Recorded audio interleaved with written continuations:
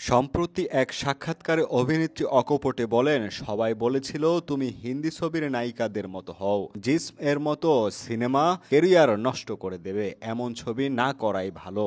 আমি কারো কথা শুনিনি। তার ভাষ্য অনুযায়ী যারা আমার বিষয়ে জানতেন তারা ধরেই নিয়েছিল আমি পাগল হয়ে গেছি, কিন্তু আজ সেই পাগলামি তাকে বানিয়ে দিয়েছে বলিউডের এক সাহসী মুখ। জিস্ম শুধু একটি ইরোটিক থ্রিলার নয়, এই সিনেমার মাধ্যমে নারী চরিত্র পায় এক নতুন মাত্রা, যেখানে সে শুধু প্রেমিকা নয়, চালাক, চক্রান্তকারী এবং নিজের নিয়তির নির্মাতা। বিপাশা বলেন, নারীরা নেতিবাচক চরিত্রে অভিনয় করতে পারবেন না, এই ধারণা বদলে দিয়েছে ছবিটি। এটা খুব গুরুত্বপূর্ণ একটা ছবি। তিনি জানতেন এই সিদ্ধান্ত তার কেরিয়ারের গতিপথ বদলে দেবে।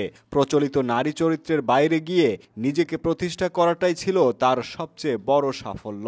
সম্প্রতি একটি ভিডিও প্রকাশ্যে আসার পর তার চেহারা নিয়ে সামাজিক যোগাযোগ মাধ্যমে কটাক্ষ করা হয়, কিন্তু সময়ের সঙ্গে বিপাশা যেন আরও আত্মবিশ্বাসী হয়ে ওঠেন। তিনি আগেও জানিয়েছিলেন, সুন্দরত্ব নয়, তার আসল শক্তি সাহস আর স্বাতন্ত্র্যে। জিস্ম করতে গিয়ে অনেকের কাছে তিনি পাগল ছিলেন, কিন্তু আজ তা ইতিহাস। বিপাশা বসুর পথ চলা বলিউডে নারীর সাহসী উপস্থাপনার এক মাইল ফলক।